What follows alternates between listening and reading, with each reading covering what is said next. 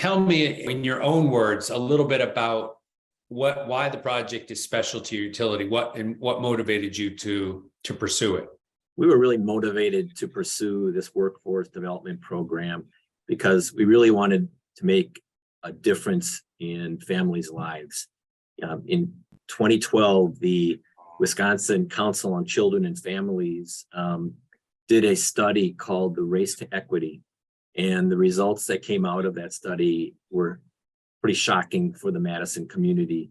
And the study had a vivid portrait showing significant minority disadvantage. And these were at odds with the general perception that Dane County was a great place to live and there's a lot of opportunity. And so we realized that, in our hiring practices, we hire highest skilled people. And so we hire people that already had good jobs and we brought them here so they could really help our district. But we wanted to find a way to provide opportunities for people to deal with our community and to improve the quality of life of our community through the types of employees that we hire. And so, as you looked at the goals of the project, you were thinking we want something that provides more opportunities for a greater part of the population here in Madison.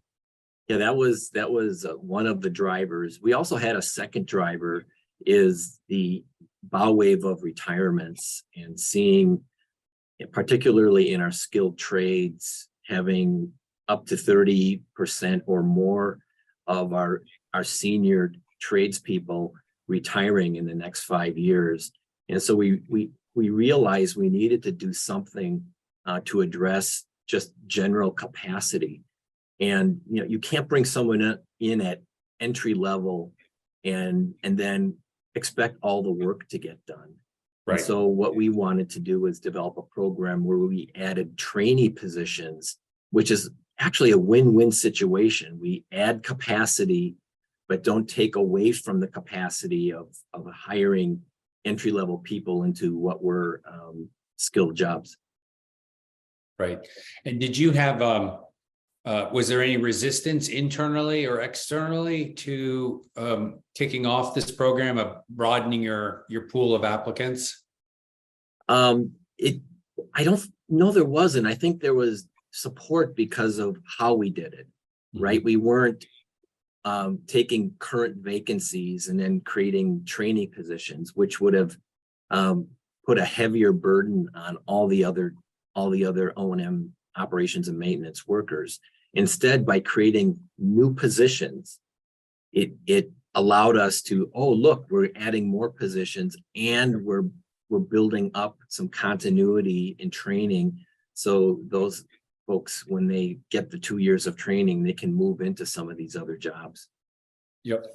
And I'm sure that that's something probably people at a lot of utilities can relate to, is this the looming fear that your most seasoned people will retire and you don't have the next bench of operators ready to take their place, or trained and ready. Right. Tell us a little bit more about how the results have gone so far. What you've seen with the first group of trainees that you've brought in. Well, we've done very well. We've partnered with the Latino Academy, and we had some open houses, and we were able to get one individual who was working in the restaurant industry who now is working with us, and we have another female working in a job that we have no females whatsoever. And they're doing a great job. One of them has even moved out of the trainee program early because he was so successful at his training.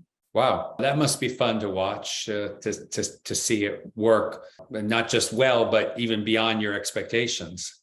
Well, it is, and it is seeing the growth and what they bring to the organization.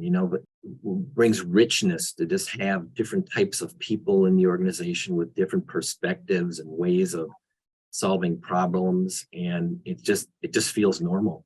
Yeah, talk about that a little bit more. I think there is a I think within the industry, we'd recognize that historically it has not been very diverse. It tends to be a lot of men and often from the same sort of backgrounds. Talk about how you've seen that play out at your utility. Well, it's I think there's a perception, in the world. I've been in public works now for way too long, for over 30 years, and there's always been a challenge with bringing diversity and to reflect what your community looks like, particularly gender diversity and people of color. And because with especially for women, they don't think they can do these jobs because of the perception of how physically demanding jobs are. And we're, trying to focus so much on safety and doing work in a safe manner that it doesn't require you to burden your back and strain your muscles as much as these jobs used to be. So it opens up possibilities to all different ability levels to do a lot of this work because of the mechanical systems we've put in place for lifting and doing jobs to make them safer for all employees. Right.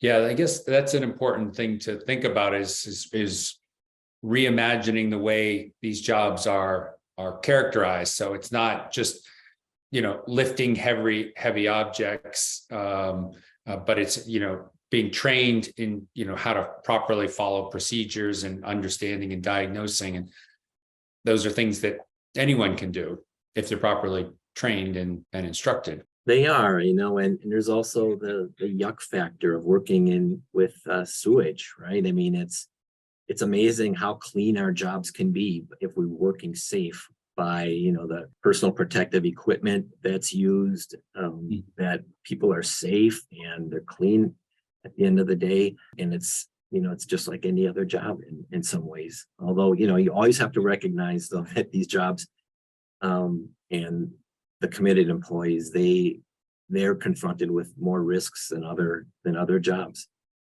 Yeah. How did your utility weather the pandemic? In what ways did it affect your workforce? The number one priority for us was maintaining a safe workplace.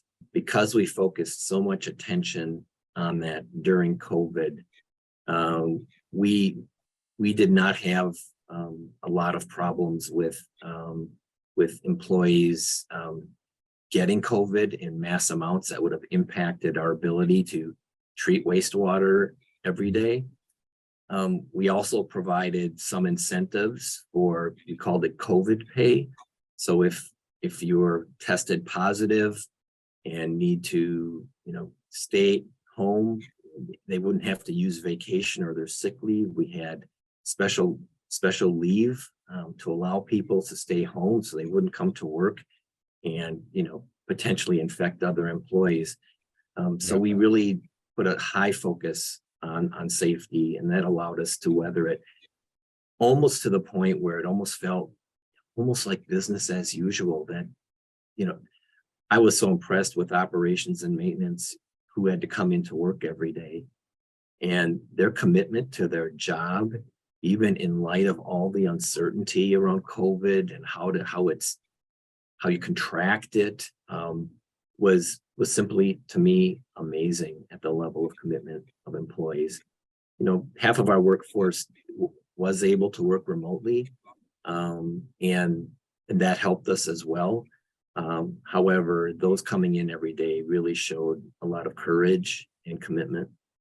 When you think about the future of your utility, what are some of the other challenges that you see on the horizon, other than the one we talked about, which is the need to diversify the workforce and bring in more young people? Yeah, I think the number one thing for us is maintaining public confidence and trust in the face of three really big challenges for us, and all water utilities are facing these things. First is decarbonization. As a wastewater treatment plant, we're one of the largest consumers of electrical energy in our Mhm. service area. And we emit a lot of greenhouse gas emissions in our treatment processes. And so we have to be a role model in decarbonizing our whole utility operation, because it not only, is the right thing to do, but our ability to deal with climate changes and how those impact our utilities' ability to meet our permits because of extreme weather is really something. It's an investment in our future. The second one is something I call non-stationarity.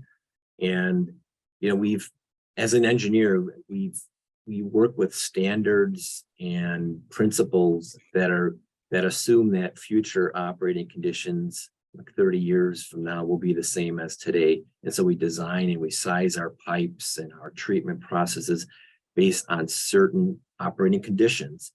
But with climate change, we cannot no longer assume that future operating conditions will be the same. When I was going through school, we designed for a 2-year storm, and the worst case was a 100-year storm. Now utilities are looking at what does a 500-year storm look like. Yep. And so we have to build resilient systems that we can adapt and change over time. And that's a really different way of designing.